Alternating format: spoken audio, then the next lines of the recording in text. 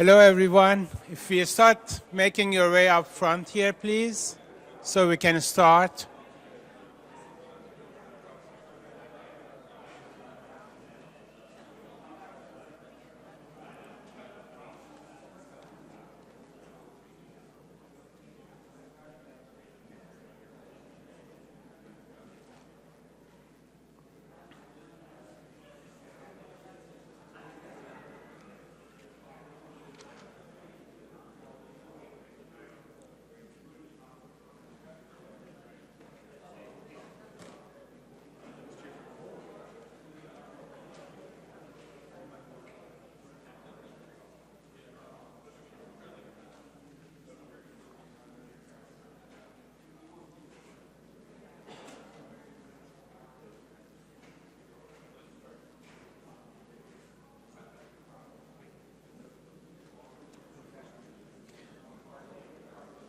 So if I may ask everyone to move up front here, please.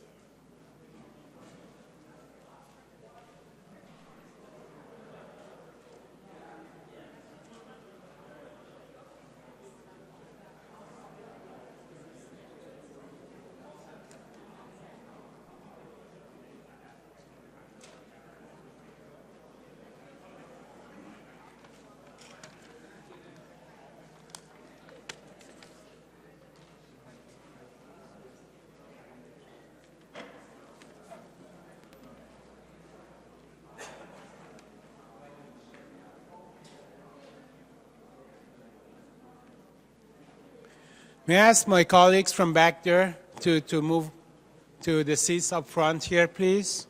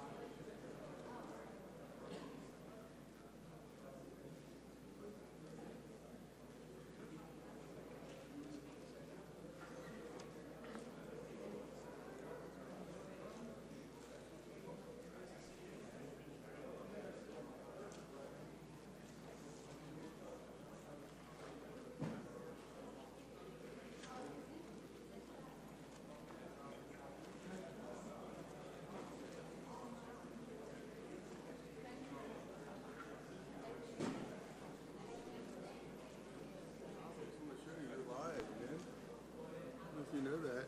Remy? You're live Oh, I'm live. on the internet.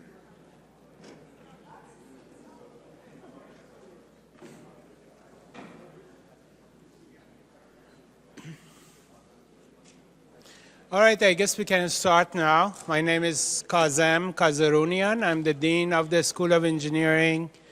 And on the behalf of all my colleagues in the school, I welcome you to the Cybersecurity Distinguished Speaker Series. They have made me promise that I will not crack a joke about winter and cold anymore.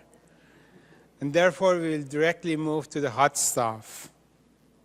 It is my distinct honor and pleasure to introduce our speaker today, Donna Dodson.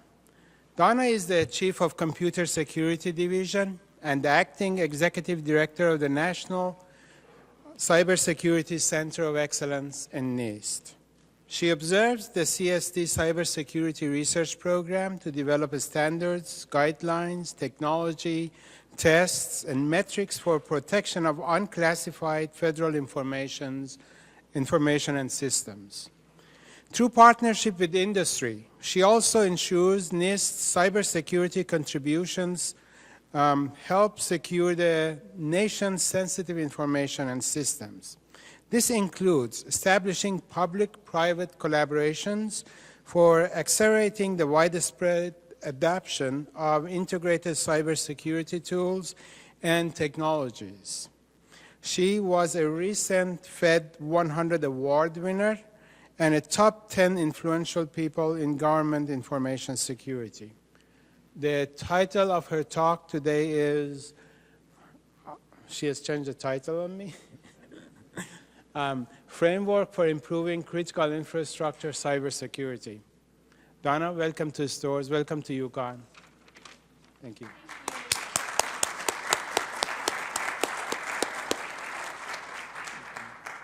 Thank you. So I want to say, first of all, thank you very much to the University of Connecticut, our good friends here, Mark and Company, for inviting NIST and for inviting me to be here today. Oh, I'm sorry. And also, I want to thank Comcast as well for supporting the efforts of University of Connecticut and helping the nation address its cybersecurity challenges. This is the second time that I've been to UConn in about the last 4 months. I was here for CyberSeed, which was a great academic competition with students from around the nation competing in cybersecurity challenges. So the school really has brought together both the opportunity to educate students as well as to do advanced research in cybersecurity. And I'm pleased to be here today as part of that along with my NIST colleagues. So thank you all very much for that opportunity. I wanted to take just a few minutes and talk a little bit about some work that we have been doing with industry and academia to develop the framework for improving critical infrastructure cybersecurity. And I don't know how many people, so we have kind of a nice mix in the room today, and it's hard to tell who's watching from webcasts, but we have students in the room and we have some folks from industry. How many people are familiar with the framework? Any? So there are some hands that are going up. So I want to give a quick brief overview of the framework and why it came about, and then maybe talk for just a few minutes about that. And you have an outstanding panel that Comcast and University of Connecticut has assembled, and I think some of the question-answer discussions are also really meaningful rather than just having me stand up here and talk to you. So I'm going to go quickly through the framework. Maybe. Next one, okay. And I told them I really hadn't planned to use slides, but I think it makes it more interesting for the folks who are out there and being webcasted. So we will give these slides to University of Connecticut, and they can pass them out as they see appropriate. But a couple of years ago, in February, so 2 years ago, we were asked through an executive order put out by President Obama to support improving critical infrastructure cybersecurity and really enhance the security and resiliency of the nation's critical infrastructure and maintain a cyber environment that encourages efficiency, innovation, and economic prosperity while promoting safety, security, business confidentiality, privacy, and civil liberties. And this executive order really demonstrates an understanding that we, from a national perspective, really depend on our digital infrastructure in all aspects of our lives. And securing that is critically important to each of us on an everyday basis to support our critical infrastructure and so many other activities in our life. So the National Institute of Standards and Technology was directed to work with stakeholders to develop a voluntary framework for reducing cyber risks to critical infrastructure. We released the framework February 12th, 2014, so we had 1 year to develop it. But really, NIST acted as a convener in this process. It was really the experts from industry, from people like Comcast. I know we have a colleague in the room from Intel. We have General Dynamics here today. All of the community as a whole really came together to develop the framework. And I guess, we developed this process through a series of engagements by asking questions through a request for information process. So we asked some questions. We got lots of important feedback from industry. We held workshops around the country to gain additional feedback. So it really was a collaborative process. And for people who are interested in the details on the process or on sort of where we were at different points during the year, all of that information is available on the NIST website. So you can kind of see the executive order and then how we came out with the development of the framework. So for those of you who are not familiar, you're saying, well, what is the framework? It really is a process to be able to take a look at a risk management approach for cybersecurity and applying that to your business environment. It really recognizes that cybersecurity risks are instrumental, just like other risk management that businesses do every day. The framework has three major components. The first one is what we call the framework core, which are cybersecurity activities and informative references organized around particular outcomes. There are 5 major outcomes there: identify, protect, detect, respond, and recover. So 5 critical outcomes that you want to consider. And it enables communication of cyber risk across an organization and between organizations. And this is really important.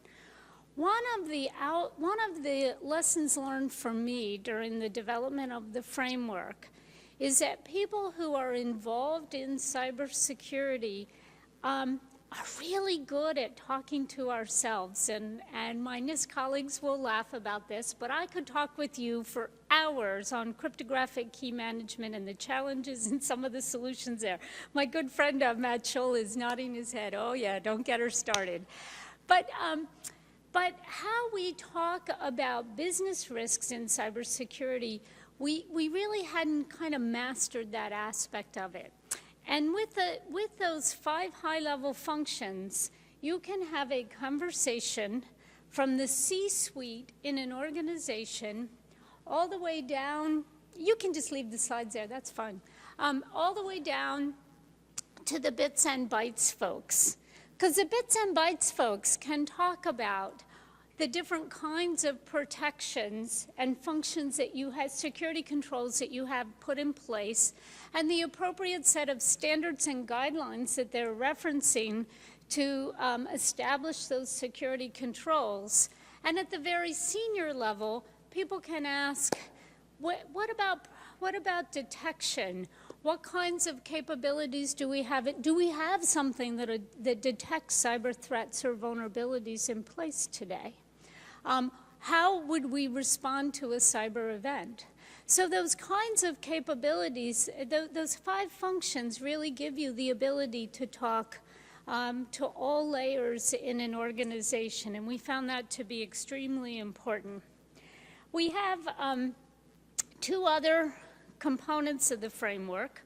We had framework implementation tiers, which describe how cybersecurity risk is managed by an organization and the degree the risk management practices exhibit key characteristics. So there are four implementation tiers in the framework. And I guess I neglected to mention a couple of other key aspects about the framework. Number one, the National Institute of Standards and Technology is under the U.S. Department of Commerce, and we are a non-regulatory organization. So we talked about the framework being voluntary, but we are not regulators either. So the framework is voluntary for use by critical infrastructure. Number two, the idea of identify, protect, detect, respond, and recover works whether you have a business in the critical infrastructure or not. It works for universities and private organizations to consider their cybersecurity posture as well. So the framework supports critical infrastructure, but can also be adopted by others. We also see that the framework will continue to evolve. And when I talk about the framework implementation tiers and what that means, we have seen that the four levels in providing additional kinds of guidelines and what those mean and how to use them, I think is some feedback that we've received lately. So the four implementation tiers really range from I have a basic plan in place to the highest level tier. I am able to look out at into cyberspace, and I can see things coming, and I can stop them before they get into my door, or I can pivot and turn in my organization and stop them from actually coming inside my organization, or if they do come inside, I can surround them off, right? So you have all kinds of ranges. Based on your risk management posture, based on the risk that you're willing to accept, just like we do in the rest of our lives when we think about risk management, it doesn't mean then that if I have identified that I'm a 1, that I need to be moved all the way up to level 4. That may not be appropriate for my business posture. So there is the notion on how do you tell where you are along these tiers, and that is to develop a profile that demonstrates where you are today, and if you want to be somewhere else in the future, identifies where the deltas are so you can work on those and get to where you want to be. So those really are the main elements of the framework. And as I mentioned, it was established. It's been out there for about a year. We've seen some really great responses from industry, and I want to talk with you about a couple of those. So the Federal Communications Commission has a Federal Advisory Committee, the Communications Security, Reliability, and Interoperability Council. That one I did have to write down, or affectionately referred to inside the Washington, D.C. area where we like our acronyms as CISRIC. And CISRIC's been meeting for quite a while, but they are now on their fourth round in CISRIC, and I have an opportunity to participate in that, as well as some of my other colleagues from Comcast. And they established Working Group 4 in this fourth round on cybersecurity best practices. And it was really taking the framework and tailoring it to the communications industry. The results of that work, I believe, will be out very soon. And it's been an incredibly collaborative effort, just like the development of the framework, that tailoring to this space, to the communication space, bringing together all parts of the communications industry and getting their input and feedback. This includes very small companies, very large companies, companies with different kinds of business models.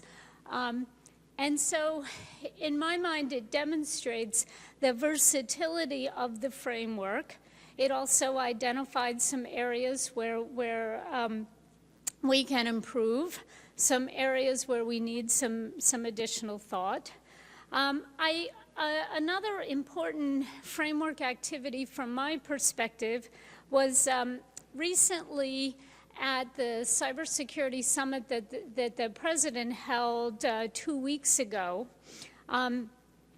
Intel described their use case for the cybersecurity framework. So they published a paper, the Cybersecurity Framework in Action, an Intel use case, and talked about how they looked at it within their organization, and then also how they could use the framework for their suppliers to understand the risk posture, the cybersecurity risk posture of their suppliers, because that, as we all know in the supply chain world, affects where we are as well. So there's been some great work by the energy sector and by the waterworks sector. So lots of communities of interest getting involved in actually taking the framework, which in of itself was quite an activity to get done in a year, but really putting it in use and making it actionable for organizations. And that's the part that's really meaningful, because the whole purpose of this exercise was to improve the security of our critical infrastructure. So if we would have created the framework and people said, well, yeah, that's really nice, and put it on the shelf, then we would not be successful. So we're still today working on our success. And that means as we're continuing to work, where are we today? What is NIST doing? What is the community doing? So we're seeing these use cases come out. NIST has coined a term. I can't take credit for this. I need some of my friends at NIST to do that. But it's really collect, reflect, and connect. Understanding where industry is having success, helping others understand those successes, and facilitate relationships that support use and implementation of the framework. That could be in areas like for small and medium-sized businesses, helping them get started thinking about the use of the framework and applying risk management into their organization. That can be being a collection and a resource for industry leaders like the CISRIC Work Group 4 and Intel and others. Continuing on awareness and outreach, education on the relationship between the framework and larger risk management processes, including organizations and how they use the tiers. I mentioned that a little bit earlier, and to allow for the adoption of the framework. Now, I did mention that the framework is an evolving evolving capability, right? The good research that's being done here today by University of Connecticut, we hope to see in best practices 2 years from now, and as standard practice 4 years from now, that all organizations are adopting. That means then that the framework must evolve to take advantage of those kinds of capabilities. So we do see it evolving. Some of the questions that we get, when's Framework 2.0 coming out? Well, if we're really going to identify areas where we need additional pieces of guidelines or capabilities, we can all collectively work on that today. If we find areas where the framework just isn't meeting the need, then we do need to update it. But right now, as people are using it and organizations are using it and implementing it, they need to gain that kind of experience before we think about a 2.0. And at the president's panel, there were a couple of senior folks from organizations saying, we need a framework 2.0 and a framework 3.0 and a framework 4.0. And that's true, but we need to do that at the right time. So all in all, as I talk about the framework, we think to ourselves, why do we really care about this? What's in it? What are the benefits? What do I get out of that? Well, it does reduce time and expense to start a program in an information security kind of program. It gives you the standards and best practices. It gives you a way to organize and think about cybersecurity. It reduces risk within current programs by identifying areas where one could improve. It increases efficiencies and reduces the possibility of miscommunication within your program and between your program and other programs. How does it do that?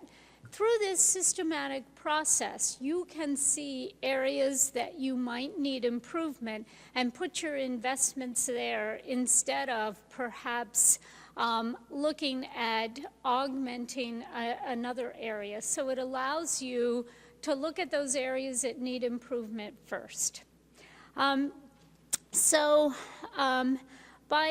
using the framework collectively, we have a communication tool within our organizations, between our organizations. And the whole purpose of this is to really have a strong cybersecurity posture for the nation, since our economic well-being really does revolve around the digital infrastructure. And that was our goal and purpose. That's why we made it a risk management approach instead of everybody should do A, B, C, or D. We are not all the same. We need to be able to tailor this to our own environment, whether we're a large company or a small company, whether we are developing and putting services in ourselves or whether we're outsourcing them and we need a good, strong set of requirements. So that really kind of gives you the background of the framework and where we are today. And I think that we're next going to have a panel session that goes through a number of important questions that takes a look at cybersecurity and really starts to look at that threat environment and vulnerability environment and what organizations are doing, what technologies are out there, what the people and process standpoint looks like. So thank you all very much for your attention.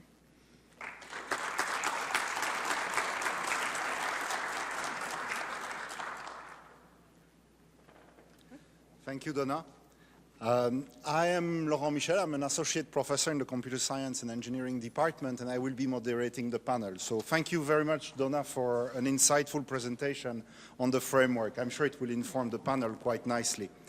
Let me first now welcome Liam Randall. He's a CEO of Critical Stack, and he's been working in information technology ever since earning his CS degree at Xavier's University.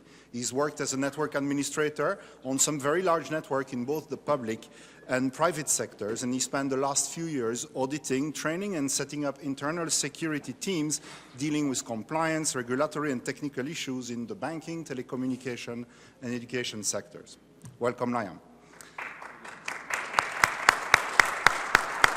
Second panel member is Steve Mace. He's Associate Vice President for System Technology in the Science and Technology Department at the National Cable and Telecommunication Association in Washington, D.C. He provides technical advice and expertise for the association's advocacy efforts in the area of technology implementation, standards, and operation. He also assists with analysis and evaluation of technical issues being considered by public policymakers. Welcome, Steve. Third member is Matthew Scholl. He's the Chief Computer Security Division, he's Chief at the Computer Security Division within the Information Technology Laboratory at NIST. His primary responsibility include the division strategic directions and planning in cybersecurity research and development, program coordination with other US federal agencies, as well as international engagement, standard development organization strategy and coordination.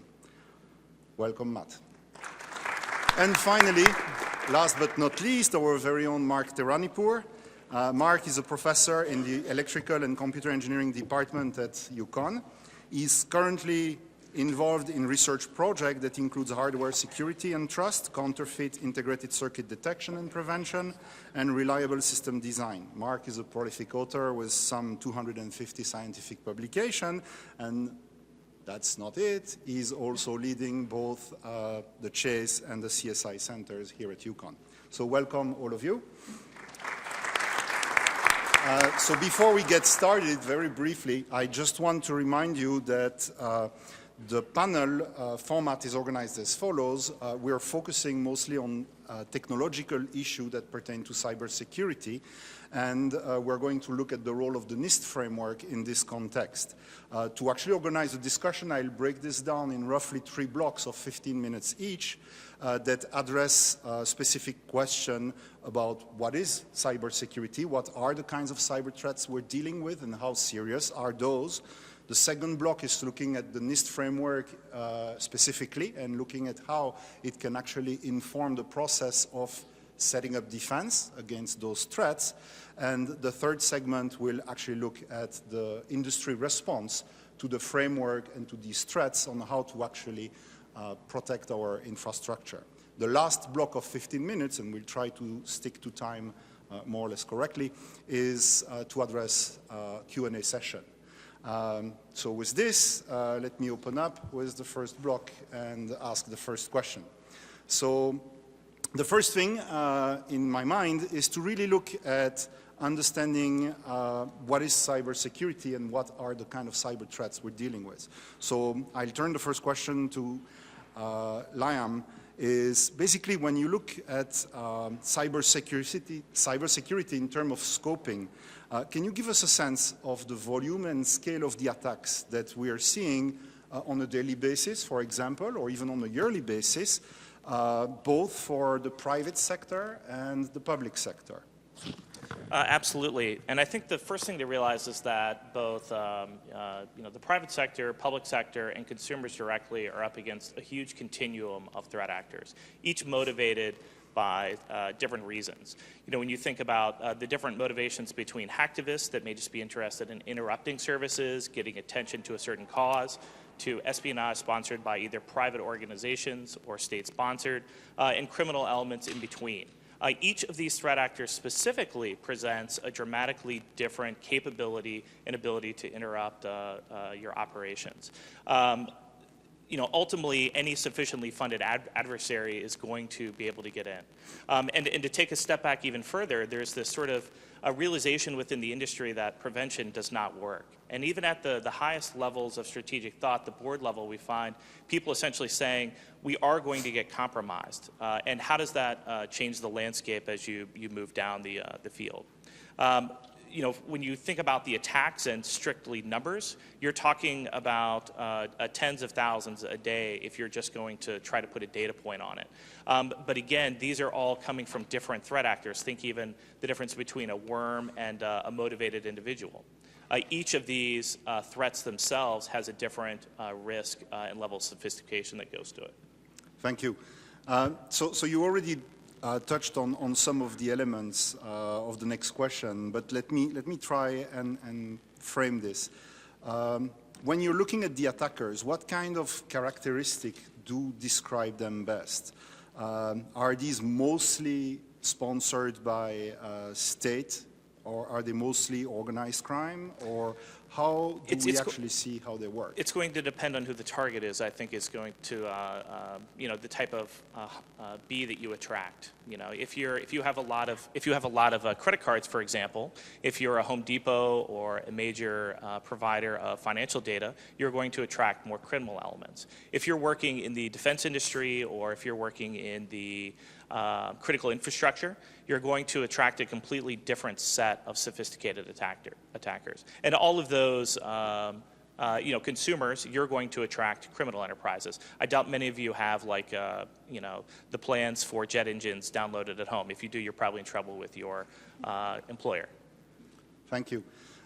Steve, if we look at the high-profile cyber attacks that happened, say, in the last couple of months, and by that I mean attacks against Sony, against Target, against retailers, they're quite worrisome given the scope of the attack.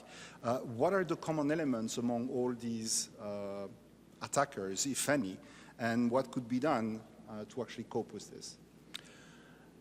Well, I'm not sure there are a lot of common elements between these attackers. I know Liam might be better to answer this question, actually. But, right now, actually, Liam, do you want to, can you fill that? I'd be happy to. Yeah, sure. When you look at a lot of the common attacks that are out there, there are some commonalities in the way people are building their networks. And it sort of have led to these mega disasters. Network operators and, these are private organizations, sort of still practice this fortress model of security. We're going to take the border, the ingress to egress point, where we connect the data lines, and we're going to build a castle there. We're going to put Palo Alto, we're going to plug it into a checkpoint, and we're going to plug that into a FireEye, and we're going to have all these hurdles that you have to clear. And the problem is that once you're inside these networks, it's this soft, gooey core.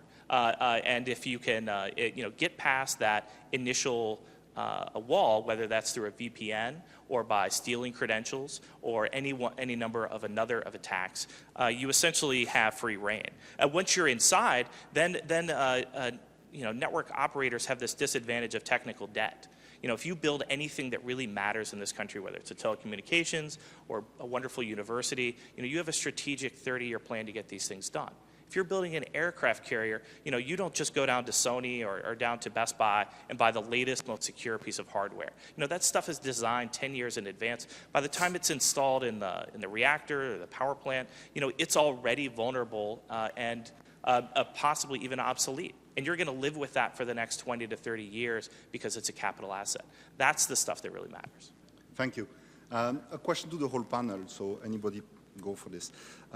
When we look at the recent attacks that have been reported, like the bank heist to the tune of $1 billion that was in the press just a week ago, you might think that the attackers are quite sophisticated in their endeavors.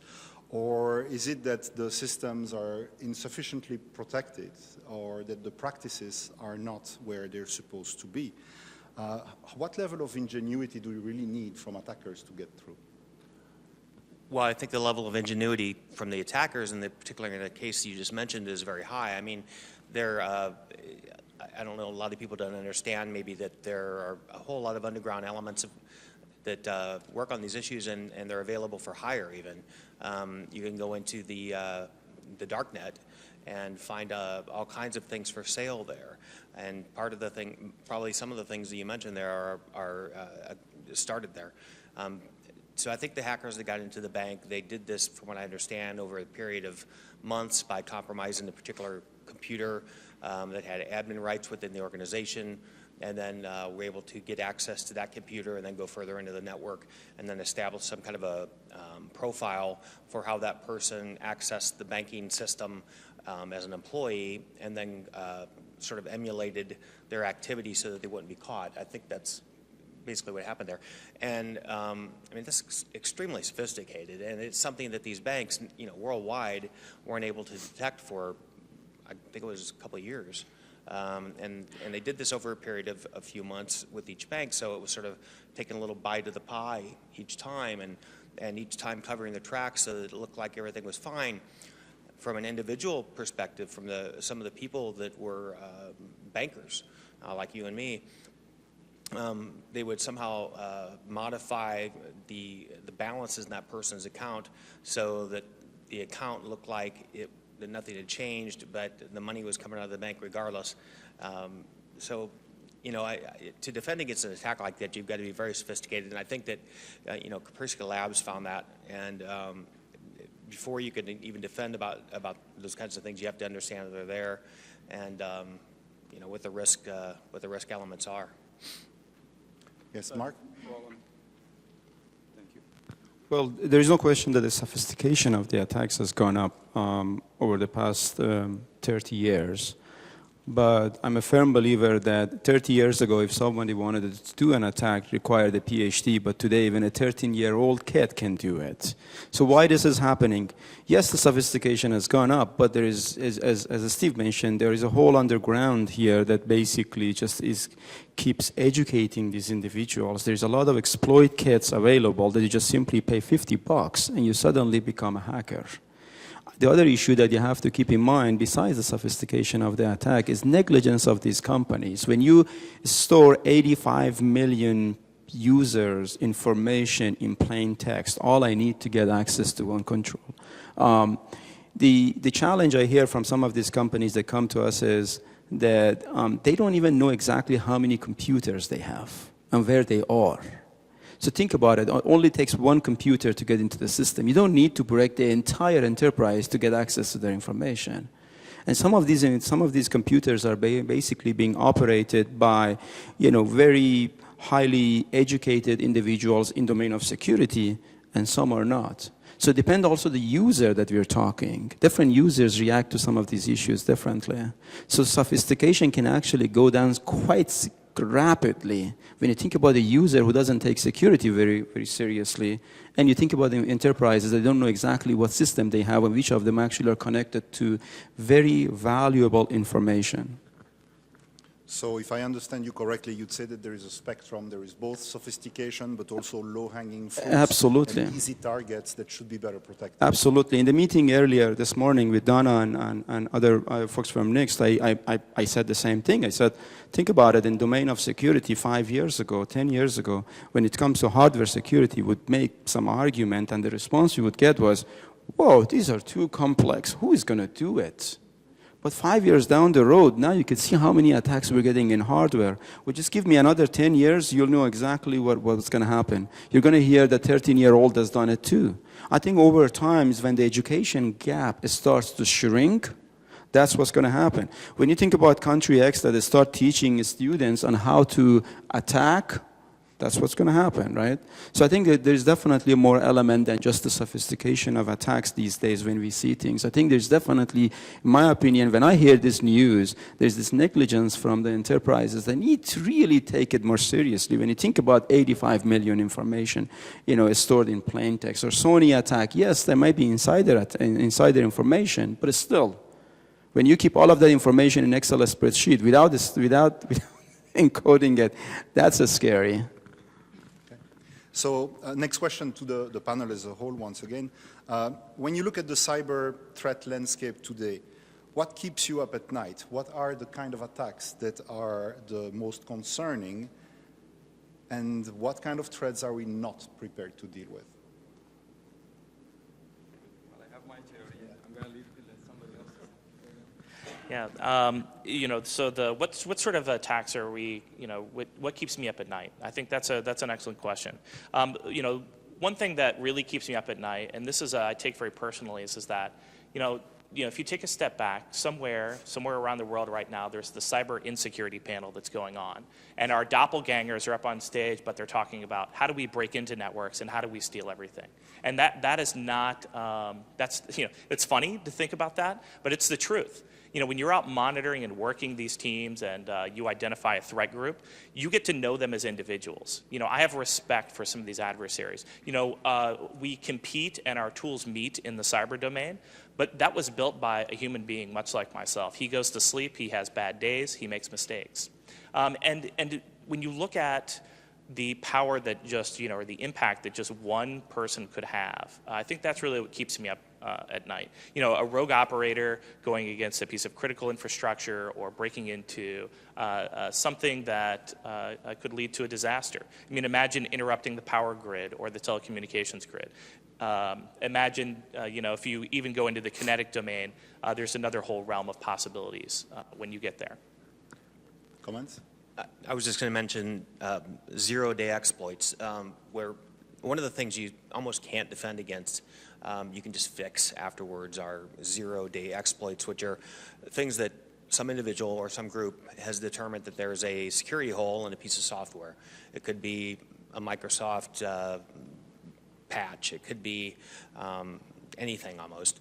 And then they exploit that security hole on one day, and that's the 0 day. And then until Microsoft or whoever can put out a patch fix for that, that hole is open. And then once the patch fix is put out, then it of course depends on individuals or companies or IT departments or whatever to apply those patches. So some of the things that keep me up at night are things we just don't know about, and we're not going to know about till they occur. And once they occur, how do you react and respond and fix it and repair and move on? Thank you. Liam, you just described a second ago an enemy that's always moving, changing, and that's adapting to the kind of defense we have up. Do we have success stories of actually beating them back? Oh, absolutely, we have success stories. And when you look at where we're moving as an industry, we're sort of moving away from this Polaroid process of compliance. And I was really excited to see in the NIST framework that they even specifically call out continuous monitoring. Think about the difference between, or when you look at other standards processes, like if you're familiar with building an automobile. You might get ISO 9001 certified. You're going to put in a framework in place to have processes for building things and running things. When you look at some of these big trends that are sort of transforming all elements of cyber, not just security, like DevOps and security ops, you start to think about things like configuration as code, right? We no longer, one person does not install any patches, right? You build a process like a machine that stamps out all clones. So they all get updated, they're all identical. You start to manage things just like you would build an assembly line. If you've not read the book, The Phoenix Project, yet, I highly recommend it as a very high-level overview and comparison to how we win and beat these attackers back. I could definitely share lots of neat tricks on catching some sophisticated threat actors, but sadly, the truth is that I'd have to be right every time to be considered a winner in this game, and they only have to be right once. So I don't mean to be too pessimistic on the question, because we're definitely getting better, we're getting stronger. I specifically work on a language that's funded by the National Science Foundation called BRO. It's an Orwellian nod to Big Brother. And if you look at what this community in particular is doing, it's a free, open source, BSD, that means free for everybody, language that you can build security, monitoring, and all sorts of other tools out of. I think those are steps in the right direction. The continuous monitoring, all steps in the right direction. So I am optimistic, and we are seeing changes. As I mentioned, I was here at CyberSeed, and I think back here we have a number of best and brightest students in the country who are working on some of these challenges. And when you look at their capabilities and the things that they're doing today in competitions, et cetera, we are building the skilled labor force to have a protected infrastructure. And I think that's really the name of the game. I think when you have the President of the United States talking about protect, detect, respond, recover, that's really a great thing. We're seeing a change, and the framework reflects this, that it's about resiliency. It's not just about stopping the person at the door. When you think about some of the activities that we at NIST are involved with, in addition to the National Initiative for Cybersecurity Education, we're working with the community as a whole on some of these ecosystem challenges like identity management, and how do we get stronger identity management capabilities out there that do protect privacy, that are easier to use. I'm always heartened when I'm with organizations when they say cybersecurity has policy and people and technology elements all together. So we're thinking about usability of strong security capabilities, about continuous monitoring capabilities, so that the health of all of these new devices that are going to continue to evolve and be part of that digital infrastructure, that you can take some health kinds of metrics. So we are making progress in this area in ways in the past 5 years that it took us a long time to get to. Over the past 20 years, I've been working in this space a long time. So if I, answer your question, Laurent, as if that you and I actually are part of, a success story here, because, 4 or 5 years ago, we didn't have what we have. And sometimes it takes a vision by not just one person, a group of people, whether that's from industry or academia, to get together and make something like this happen. What you see in front of you right now is a portion of all the students and faculty who basically do security on a daily basis. These are not individuals who do security for fun. But what really takes is a couple of individuals that you see in front of you, like Ramesh and Chuck and other Comcast folks, to have and to share a vision with you that we want not only the technology, but we want the workforce. We want individuals who understand the basics of the cybersecurity, who we can hire, who we can bring them to be our intern, our potential hire in the future. And we briefly touched on that. And Laurent himself actually leads, in my opinion, a unique activity at UConn that we really impact the products that go to Comcast and come back to us again, and we test them again, and we clearly see the impact of it. And Comcast could have taken it easy, but hey, the vision is there, and they wanted it to collaborate with academia. There is a good relationship in place, and the result of it, in my opinion, has been tremendous. And we just started. The whole thing we've done so far, I firmly believe we just started. I think there is a lot more to come. And I think consortiums like this and partnerships like this also should be considered as success stories, because we do a lot of prevention. We don't see what happened because we prevented them. And you put Comcast, Honeywell, Missile Defense Agency, Juniper, Semiconductor Research Corporation, which includes IBM, Intel, all of them as part of Chase Consortium, and now other companies are interested to come on board. Those are success stories. A lot of times we only worry about what happened, but we really have to also look back and say what we did might have prevented quite a bit of things that didn't happen as well. And I think what we do as an example, and I think many other universities that are doing the same as well, I think those should be considered as success stories as well. Well, last on the mic, everyone said all the good stuff. So, historically, when I started working in security, they used to keep me locked in the server room in the basement. And personally, maybe that was a good place for me to be. But we've seen now security actually coming forward and becoming part of the business discussion rather than the technology discussion.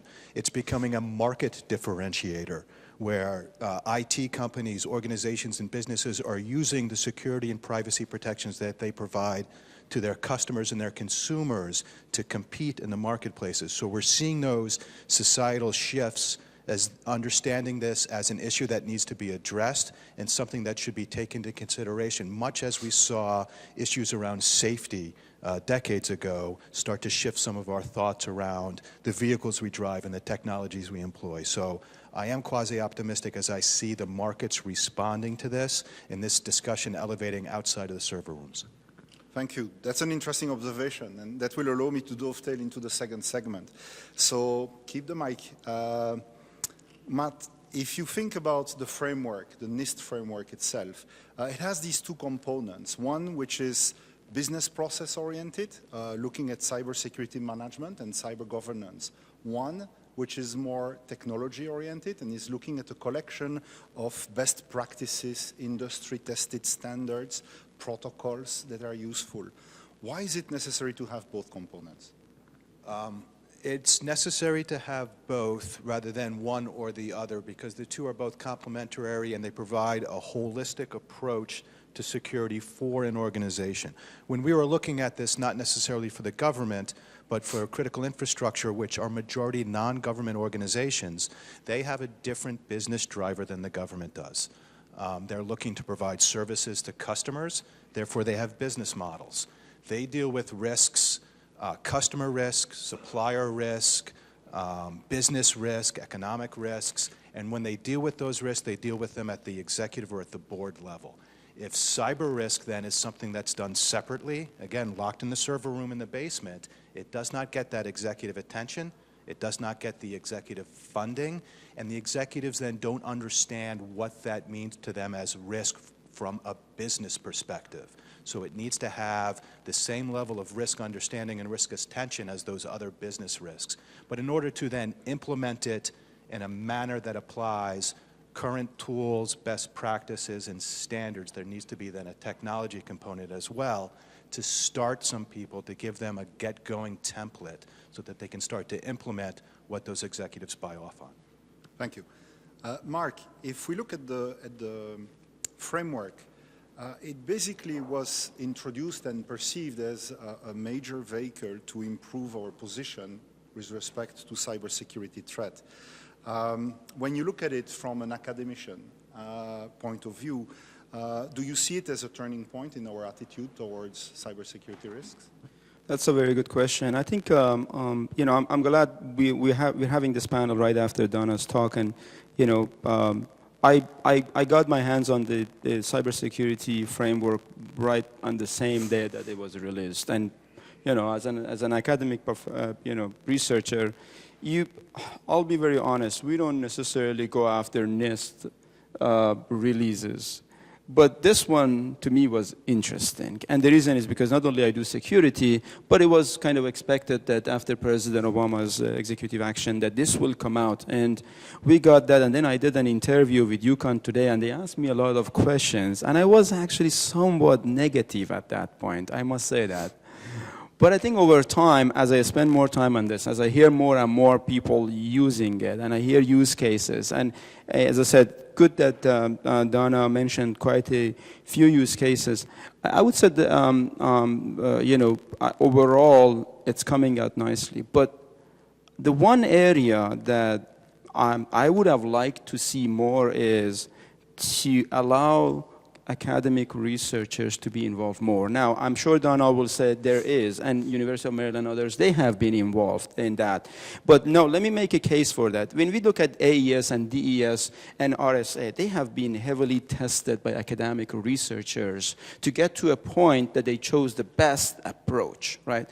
Of course, we can't do this with cybersecurity framework, but I think it would be good to create those use cases. A model from Comcast, a model from Intel, not a real Intel, a fake Comcast model, a business model, an infrastructure, so that academic researcher would get on those, of course with some support from NIST or government, and let them to try those as well. It's good that Intel says we're doing it and we're seeing some improvement, but what about academic researchers and the way they try to implement it? And I think that if we do this, there will be a lot of interesting metrics actually would be coming out of this.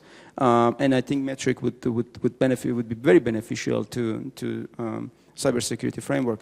So in summary, I think for academic researchers, I won't necessarily consider it a turning point, but it's certainly that something academic researchers could contribute to it significantly. Thank you, Mark. Donna, since you're next to the mic. Sure. Framework, we're talking a lot about profiles, and you did not elaborate on that aspect during your talk. But the profiles relate to this notion of gap analysis. Can you actually comment a little bit on what that is and why that's important? Sure. So it's important to understand what your security posture looks like today. And that's not necessarily something that one has to share with lots of other organizations or entities. But if you're really doing a solid risk management approach, you understand where you are today, and you understand where you really want to be, and from a business perspective, why you want to be there. And then you're able to look at the gaps. And that's really what the profiles are about, is understanding what your posture looks like today, where you want it to be in the future, and where are the areas that need some additional attention. So that's the purpose of the profile, is to help organizations be able to have that kind of examination themselves. And it goes down into a level of detail so that you can prioritize for yourself some of those capabilities that you want to put in place or that you want to improve. And if I can just echo something important that Mark said about getting academics involved in the development and the use of the framework, I I concur that that is very important, and I think at every single one of our workshops, I recognize the outstanding work that academia is doing today and the research that's going on, the research that industry is supporting, that government is supporting, and as the framework evolves, we need to get those capabilities in place and in practical use by organizations. So I think that's really critical. And that path from research development to use is something that I think is really important and an area that we can all work together on. Thank you. Talking about these profiles, Matt, if I look at companies or corporation, they comes in various sizes and scales, and I suspect that they have very different profiles. I'm sure that the bigger ones have resources to actually set up a process, formally follow the framework, to try and adopt a posture that's suitable for the current environment. But how should smaller entity go about it, and how can the framework help them? So this is an interesting question that we get sometimes, and we've seen implementations and usage of the framework across the map that doesn't necessarily map to small versus large equaling capabilities or sophistication for cybersecurity as well. We've seen some smaller companies who are very agile, very well versed in controlling and understanding their systems and their networks, and much less complex in their communication systems, and therefore have much more control and understanding over the systems that they're using. And we've seen very large companies or organizations potentially with the opposite. So we haven't necessarily seen a correlation between size and cyber capability. What it does, though, I think is what you excellently highlighted, is there's different amounts of resources that are applied to all the different areas that are competed for in an organization, be they marketing, new products, R&D, shipments, product realization, or security. And companies that have larger revenues or larger overheads are able to apply then more resources to the critical areas, or the areas that they deem critical. So a lot of it is really around resources that are available to address those gap areas that Donna had talked about in a manner that is consistent with the risks that that organization is unwilling to take, is really the issue rather than size. I mean, I'm not sure the size of your company. I don't think it would be considered large, but it's probably sophisticated in its cyber capability. I'm assuming that. You know, there's an added dimension here, and that's that when you talk about risk, bad is a measure of policy at organizations. You know, for example, we develop traffic analysis tools. I can tell you that you're running Tor. Someone will say, is that bad? My question is, I don't know, is it? You know, you tell me. On a large university network like this, it's probably run extremely open, you know, all ports, full access, because you never know what a researcher may be looking into at any given point in time. So it becomes a tremendously sophisticated process when you go to identify these gaps and to try to mitigate your risks. And, you know, love him or hate him, Donnie Rumsfeld was an incredibly quotable guy. You know, when you're going through this process, you always find, you know, the knowns, the known unknowns, and the unknown unknowns. And it's in those unknown unknowns, like with where Target, you know, felt like this is a world-class organization. They're renowned for being one of the best security organizations out there, both physical security and cybersecurity. And yet they got completely popped through the back door. You know, unknown unknown, completely knocked them flat. Thank you. So it seems like the discussion is naturally engaged into the industry response and how you actually implement changes based on those gaps that you discover. So Steve, if I can, now that the framework has been out for a year, what kind of response are you actually seeing from, say, the communications sector, and how they are actually adopting the framework and using it to improve their infrastructure? Sure. I mean, one thing I would like to say is that the cable industry, as well as the other rest of the communications sector, which is broadcast, wireline, wireless, and satellite, have been doing this in one way or another for years. And when the framework was developed, the cable industry was involved in helping develop the framework. I believe there were 5 NIST workshops going into the development of the actual final work product, and we were there along the way with a lot of resources. So when the product came out, it already had a tremendous amount of input from industry, not just the cable industry, but the rest of the communications sector. So, but the thing that it really does for us, though, I think, and I think the hallmark of the framework is the common language. You know, I mean, it sounds sort of simple, but to have a way to talk about cybersecurity at the C-suite level, the operational level, and maybe more importantly between companies and between industries, allows everybody to have that discussion and to get into one room and to know what they're talking about and be able to talk about it in the same way.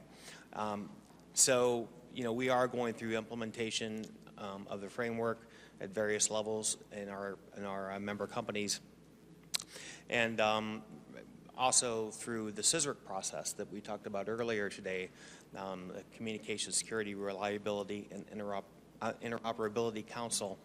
It is hard to say, and I'm glad that I decided to go ahead and try one more time.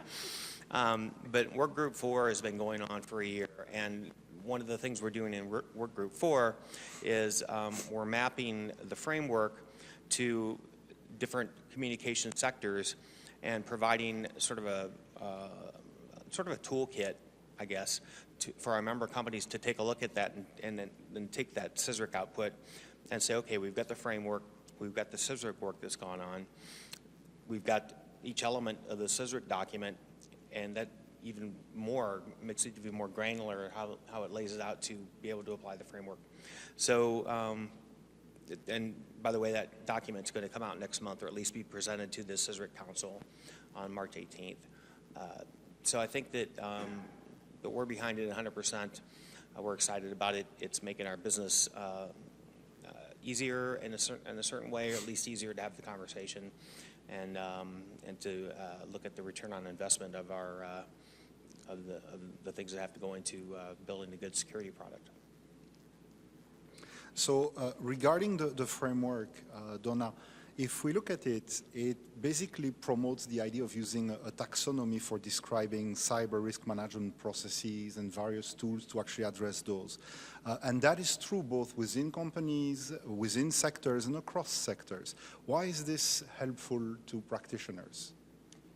I think it's helpful because as we just talked about, it provides that common language for people to understand, and it also promotes the concept of resiliency rather than just stop in protecting your environment. So the idea that we have a common language that we can talk about within an organization to create a culture of cybersecurity, and that we can use that with suppliers and also people who are organizations who use the framework can talk to some of the large organizations that they want to do business with and be able to explain what their cybersecurity posture looks like, because conversations are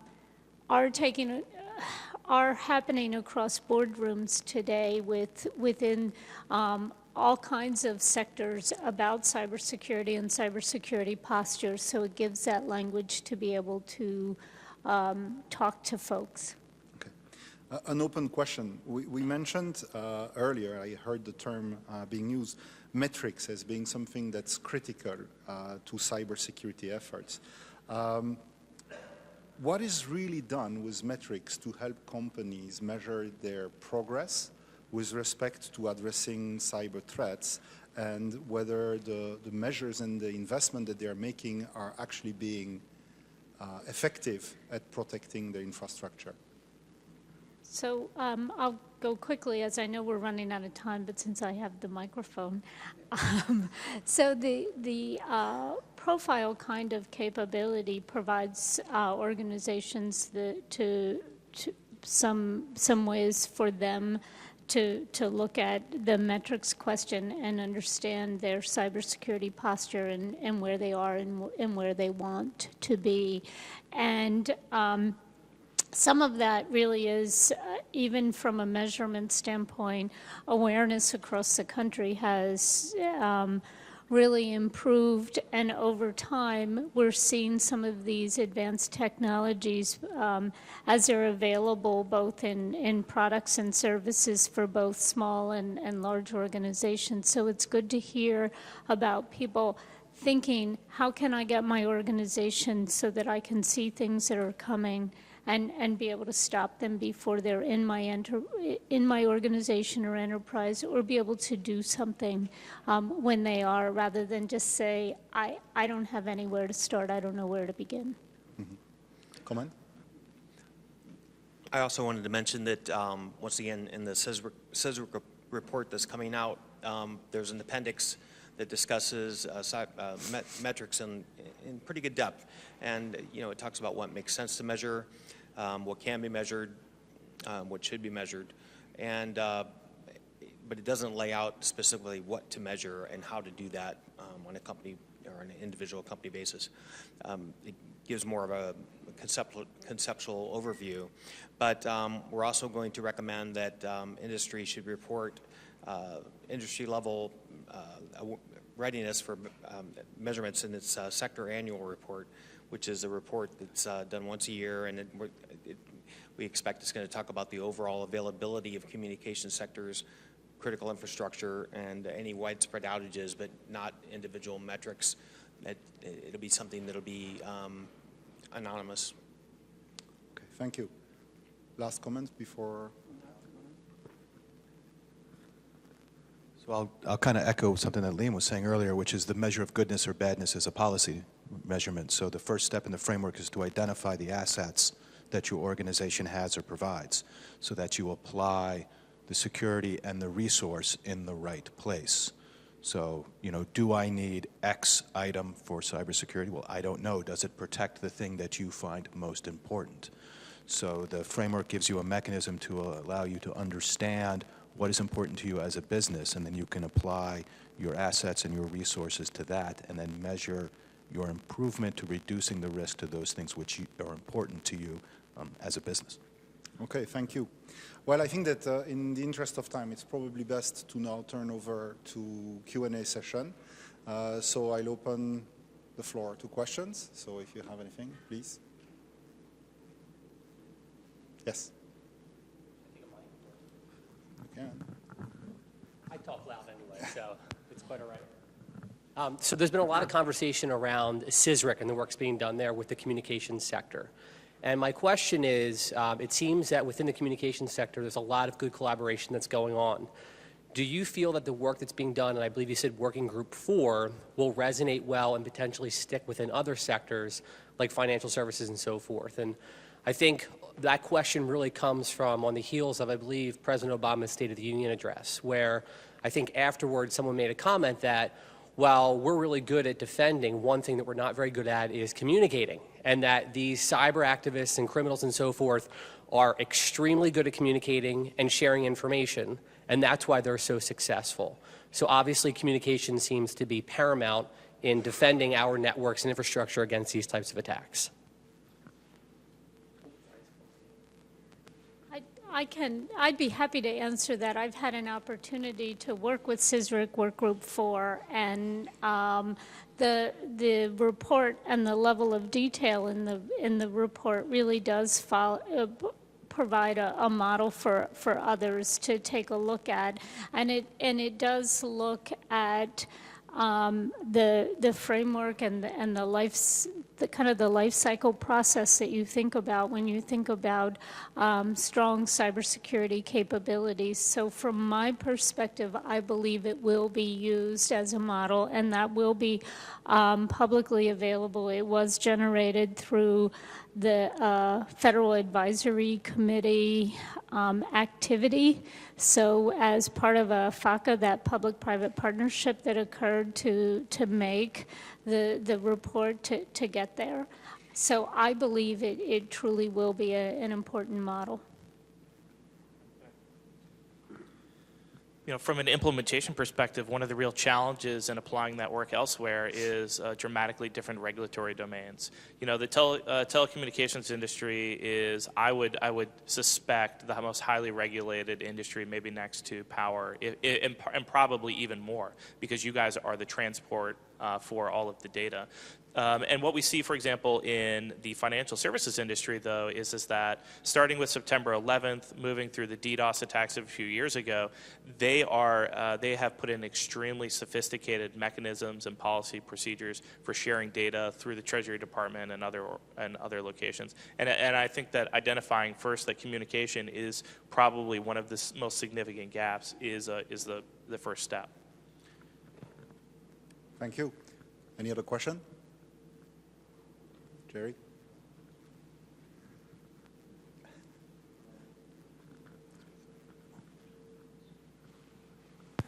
Thank you. My question is going to all the panelists here.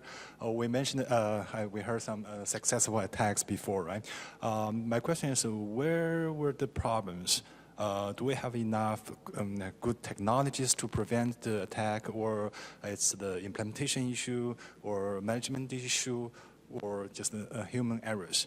I guess framework is one method, one way to try to prevent this kind of attacks. Now, if we look back, say if we had the framework many years ago, how many of them can be prevented by the framework? I'll give you a short answer. I'll give you the top three reasons, or the top three things we need. People, people, and people, right? All the technology in the world doesn't matter if you don't have the right people to run it. And when you look at the sheer math behind this, we're on the wrong side of math here. Devices and problems are growing exponentially, and people are still growing linearly. And that means that we need smart people to figure out new ways of leveraging, people, ideas, policies, procedures. So, to dovetail on that, since you mentioned you need smart people, what is the role of academia in this? How can we help? How many hours do we have left? Well, there's no denying that education obviously is a key part of everything we discuss. And I'm not necessarily talking about, getting a PhD in cybersecurity. We really have to take it down to the undergraduate level and even at some point go to high school level. When you think about the most widely used password is password, that's a problem. And the second most widely used password is 1, 2, 3, 4, 5. So that clearly tells us that we have a problem. I actually came across a NIST solicitation a few days ago. It's about establishing an identity ecosystem. I found it fascinating.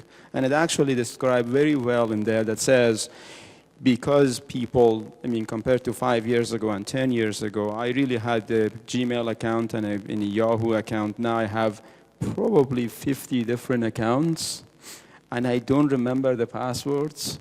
And sometimes it forces people to use the same passwords over and over, and I think that's where the issue comes. Because once you get somebody's password, you have a chance. It may be a different password today, but it may be a password for somewhere else, because people don't remember 50 of them. I think there is a lot that has to be done in the domain of education. And it's not, again, I went down to high school, but it's not even college level. We're talking about general public have to be educated. I don't know how. But I think there has to be a way to get this information to people that, whether from, news, letting people know what the attacks are, informing public when something happened. For example, Anthem Bridge, it took them, I believe, 1 week to let people know what is going on. I think those things have to be addressed. But in addition to that, I think the issues such as password authentication, etc., have to be addressed, because most people really, when you think about when Liam said people, I think one of those people is the one that actually use the devices as well. And those are the ones that I consider them to be actually the real vulnerability as well, because we don't necessarily do all the right things. We don't update our antivirus system. We don't necessarily have firewall. We don't do this. We don't do that. And there's a ton of information that actually people can get access to those computers. Thank you, Mark. Maybe one last question before we break out. Yes, Joe. Assuming that the general public does not understand, the vast majority doesn't understand the framework. So in terms of assurance, what is going on in cybersecurity and not cybersecurity is a lost cause, seeing that so many parties have a vast amount of resources to do these things, implement security, obviously it can help. I mean, what is the state the general public to give them that sense of, hey, this is working, or we're working with a solution, or there's something that's being done, so that they don't feel this lost cause scenario? So I think the question, for those who didn't hear it, is how do you convey a sense of the work that's being done by the cybersecurity community as a whole to the general public, given some of the media reports that we hear today? And I think, first of all, there are some opportunities in some of the things that we're seeing, so that outreach and awareness of things that people as consumers can do and should do and need to take some responsibility for.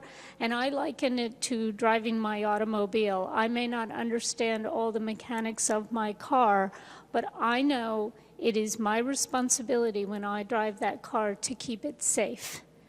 If the brakes fail because I've been negligent, that's on me, even if I don't understand all the engineering that goes behind those brakes. So I think this is an opportunity to help us create even a stronger cybersecurity culture. NIST manages the National Initiative for Cybersecurity Education, the NICE program, which has an outreach component to it for the general public. The Department of Homeland Security has Stop, Think, Connect. So I think we do have an opportunity here to help educate consumers on things like stronger identity management capabilities that they can put in place today. But with that goes a responsibility on our side, and I borrow this from a friend of mine. If I had to pay him a penny every time I said it, he wouldn't have to work, I think. But we collectively need to make it easier to do the right thing, harder to do the wrong thing, and easier to back up if you do the wrong thing for consumers. And we have a long way to go on that from a research, development, and deployment side.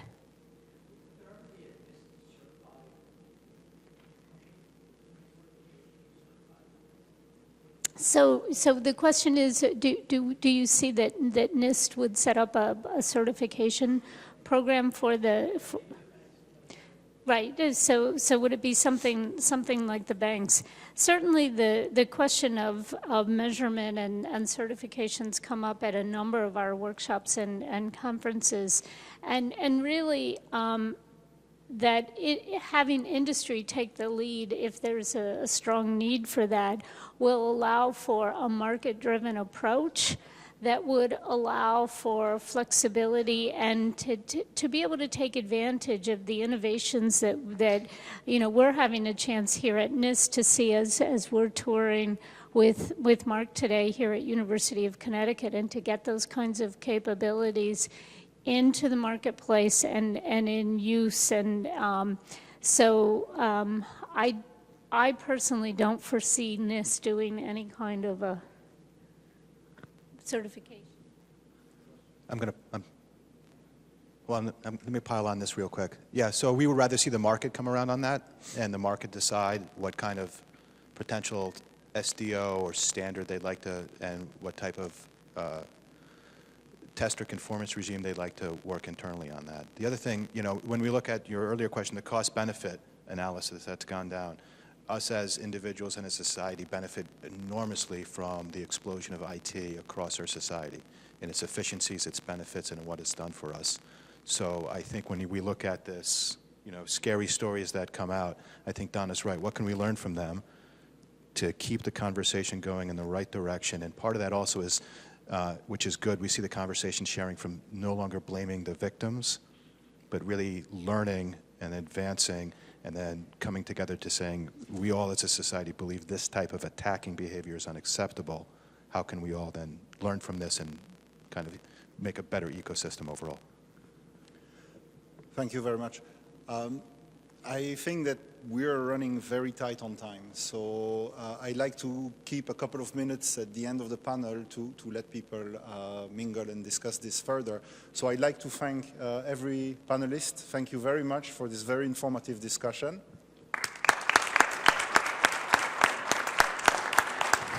And thank you all for participating in this event.